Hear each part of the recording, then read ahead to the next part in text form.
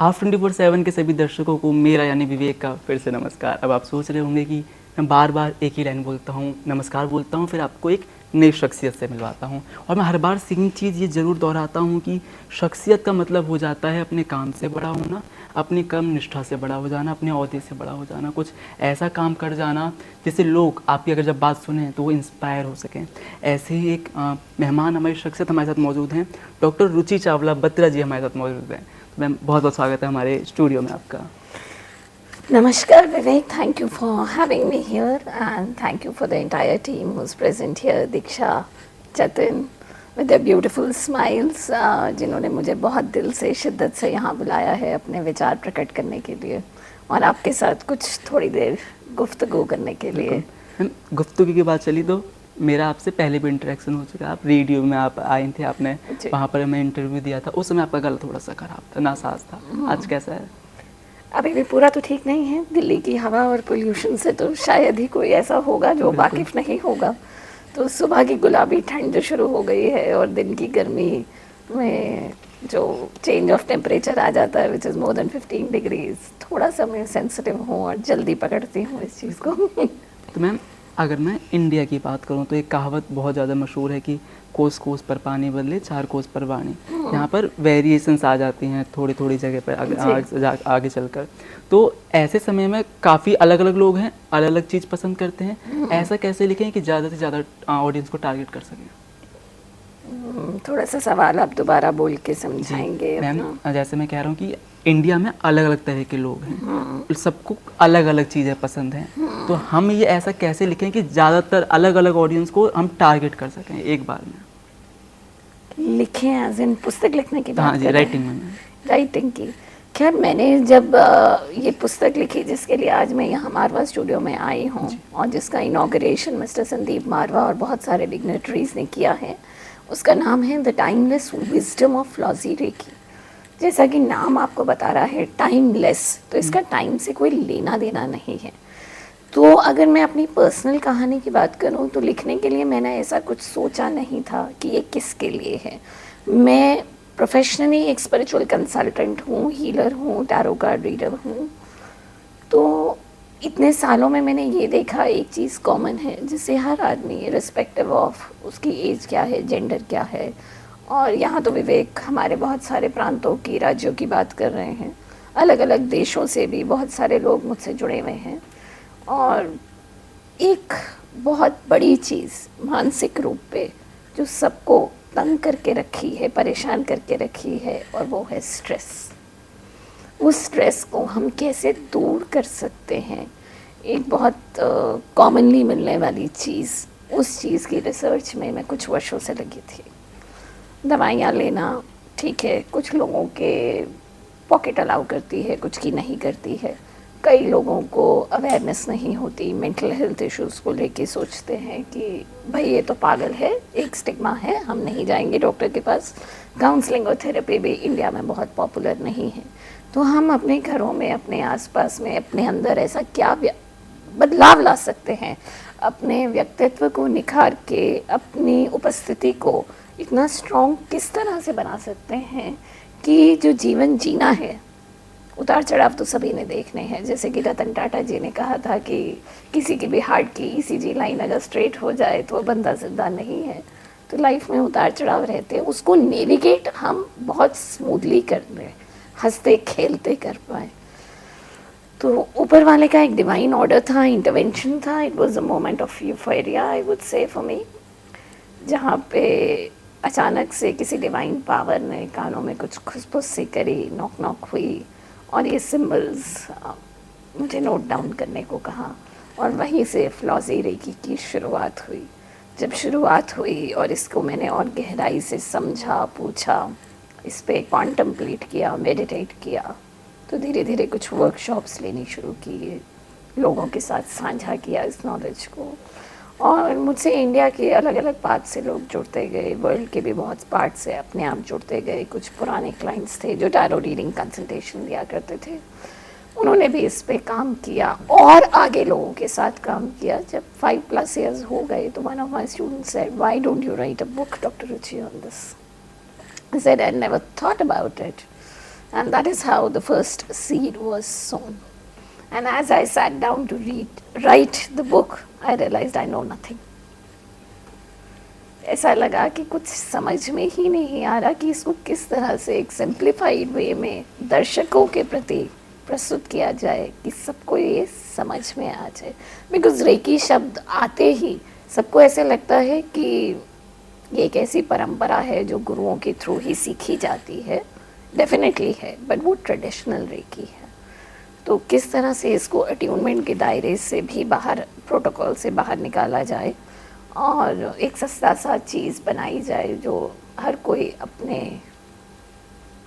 Level of education से, level of awareness से, consciousness से इसको समझ के ज़िंदगी में इसके प्रिंसिपल्स को उतार पाए. That is what Flossy Reiki is all about. And just like बाकी सभी रेकीज़ हैं, सिम्बल्स के ऊपर बेस्ड हैं, सांकेतिक भाषा पे है, तो ये रेकी भी संकेतों की भाषा पे है. 21 सिम्बल्स हैं, हमारे 7 चक्रास को कवर करते हैं. किसी भी एलिमेंट को ठीक करने के लिए नहीं है ये, लेकिन ये आपको इतना एम्पावर्ड बना देती है. जैसे आप देखेंगे विवेक, क्लास में अगर आप जाएं, 40 बच्चे हैं और 2-3 को सर्दी ज़ुकाम है, और कभी कभी उसके साथ बैठा बच्चा होता है ना, उसको ज़ुकाम नहीं लगता और पीछे बैठे को लग जाता है, और माँ कहती है स्कूल गया था वहाँ से इन्फेक्शन ले आया. क्यों? इम्यूनिटी बड़ी थी. तो हम यहाँ पे अपनी ऑरा की इम्यूनिटी बढ़ाते हैं इस पद्धति को अपना के, इन सिंबल्स के साथ मेडिटेट करके, काम करके. फूलों का होना ना होना ज़रूरी नहीं है, सिंबल्स का याद होना ज़रूरी है. और फूल अगर आपके पास प्रेजेंट नहीं भी हैं तो आप उसकी इमेज को डाउनलोड कर सकते हैं फ़ोन पे और काम कर सकते हैं. बिल्कुल. हम अपने फ़ोन की बात करें तो डिजिटल ज़माना है, राइटर्स भी डिजिटली बुक्स लिखने लगे हैं, डिजिटल डायरीज आ गई हैं. तो आप क्या उसको सपोर्ट करते हैं कि आप वही जो ट्रेडिशनल वे चलता आ रहा है, कागज़ों वाला, कलम वाला, उसको फॉलो करते हैं? देखिए, रही सपोर्ट की बात, तो डिजिटल एज में हम इस तरह डूब चुके हैं कि if you don't go with the flow you will drown. So that is something you can not escape. आज के टाइम में जब मेरे घर में मिक्सर ग्राइंडर है तो मुझसे ये एक्सपेक्ट करना कि मैं सिलबट्टे पे चटनी पीसूँगी तो मेरे लिए भी टाइम निकालना नामुमकिन होगा, क्योंकि सबकॉन्शियसली वो बन गया है कि फैसिलिटी अवेलेबल है तो व्हाई नॉट टेक इट. और डिजिटल की बात की तो 20 साल पहले जब मैं पीएचडी करने के लिए निकली थी तो मैंने ये टॉपिक लिया था अपना, traditional books versus e books. तब मुझे इंडिया की किसी यूनिवर्सिटी में कोई गाइड नहीं मिले अप्रोप्रिएट, और डेफिनेटली मुझे दूसरा टॉपिक चूज़ करना पड़ा. तब मुझे नहीं पता था कि Kindle will take over the market like this. लेकिन आज भी अगर मैं बात करूं तो किताब का, कागज़ की जो खुशबू है, उसके ऊपर पेन चलाने का जो मज़ा है, लिखने का जो मज़ा है, वो डिजिटल उसमें नहीं है. और बहुत सारे डॉक्टरों की अगर हम सुने और समझें तो इस ब्लू लाइट के अच्छे फ़ायदे भी कुछ खास नहीं हैं. थोड़ी देर के लिए तो ये ठीक है, but ultimately we have to go back. One of the countries in Europe, if I am not wrong, I think it is Switzerland, I am not very sure, ने अब डिजिटल लैपटॉप और गैजेट सब ban कर दिए हैं और बच्चों को दोबारा पुनः पुस्तकों की तरफ जाने के लिए अग्रसर किया है. और कहा है कि जो बच्चा एक किताब पढ़ लेता है, उस किताब से जो उसके लिए पंडोरास बॉक्स खुलता है, उसको एक डिफरेंट तरह का एक्सपोजर मिलता है which can not be matched by any kind of digital download of books. भाई मैम, अगर बचपन में बच्चे ने किताबों का बोझ उठा लिया तो ज़िंदगी भर कोई और बोझ नहीं उठाना पड़ जाएगा, ये बात होती है. यहाँ मैं आपके साथ थोड़ा सा एग्री नहीं करूँगी, क्योंकि किताबें मेरे लिए कभी भी बोझ नहीं रही. मैंने अभी ऑडिटोरियम में भी कहा, मैं शायद उन रेयर लोगों में से हूँ जिनके लिए किताबें भगवान हैं. और मेरे घर में आपको मेरे कपड़ों से ज़्यादा किताबें मिलेंगी. 1000 से ऊपर किताबें शायद पढ़ चुकी हूँ, उसके बाद गिनना छोड़ दिया था मैंने. जी मैम. तो मैम, क्या लिखना है, क्या संभालना है, कैसे पहुंचाना है? आज के समय पे मीडिया से लेकर जो भी फिल्म मेकर है उनकी सोच अलग है, आम आदमी की सोच अलग है, टपरी पर जो बात कर रहे हैं उनकी सोच अलग है. तो ऐसा कैसे लिखें, कोई फॉर्मेट आप बता सकें ताकि हम इस सभी तबके को टारगेट कर सकें? देखिए, लिखने की बात है तो सबसे पहले आपको जो चीज़ चाहिए वो है क्लैरिटी. अगर आपको क्लैरिटी ही नहीं है कि आप किस चीज़ के बारे में लिखना चाह रहे हैं तो आप अपने थॉट्स को जो है शेयर करने के लिए वर्ड्स नहीं चुनाव कर पाएंगे. क्लैरिटी के लिए विजन होना बहुत ज़रूरी है. और विजन कब आती है? जब आपके माइंड में कोई भी स्ट्रेस नहीं होता, Coming back to the same thing, you need to be mindful, do practice meditation regularly, because उस मोड में जो आपको थॉट्स आते हैं अपने अंदर से, विचारों का प्रवाह शुरू होता है, वो एक स्ट्रेस्ड मोड में नहीं होता। जैसे कि ये कहूँ कि रेडियो वेव्स की बात करूँ, हर जगह मौजूद हैं, हर वक्त मौजूद हैं। अगर मैं एक इंस्ट्रूमेंट लेके आऊँगी, यहाँ पे रेडियो लाई और उसको मैंने ट्यून कर दिया एक पर्टिकुलर फ्रीक्वेंसी के ऊपर कि 97.8 है, 107.2 है, व्हाटएवर, तो मुझे गाने सुनाई देने लग जाएंगे, वो सब कुछ है। तो ये सारी चीज़ें भी हमारे आसपास हैं। जिस तरह से आप बॉडी बिल्डिंग की बात करते हैं, आपको अपनी इमोशनल बॉडी को भी डेवलप करना है, मेंटल बॉडी को भी डेवलप करना है, और उसके लिए ध्यान से बढ़कर कोई शॉर्टकट नहीं, बुखार के लिए पैरासीटामोल से बढ़कर कुछ नहीं, स्ट्रेस के लिए, फोकस के लिए, क्लैरिटी ऑफ पर्पस के लिए मेडिटेशन से बढ़कर कुछ नहीं। वही मैम, अगर मैं बात करूँ, आपने भी अभी किताब लिखी, आपने बताया उसके बारे में, तो किताब लिखने के लिए क्रिएटिविटी अलग चीज़ है, वो आर्ट हमारी अलग चीज़ है। उसके बाद सेकंड स्टेप आता है उसको प्रमोट करना, उसको लोगों तक पहुंचाना, क्योंकि कई बार देखने को मिलता है कि कई लोग किताबें लिखते हैं और फिर वो वहीं लाइब्रेरी में रखी रह जाती हैं, वो बरसों कोई उनको खोल कर पढ़ नहीं पाता, या किसी दिक्कत की वजह से लोग उनको पढ़ नहीं पाते, उन्हें पता नहीं चलता उस किताब के बारे में। तो प्रमोट करना, मार्केटिंग करना बहुत ज़्यादा ज़रूरी हो जाता है। आपने भी स्टार्ट करा तो आपको पता होगा कि प्रमोट आपने कैसे किया, कैसे आपने मार्केटिंग करी, तो आप वो हमें बता सकें।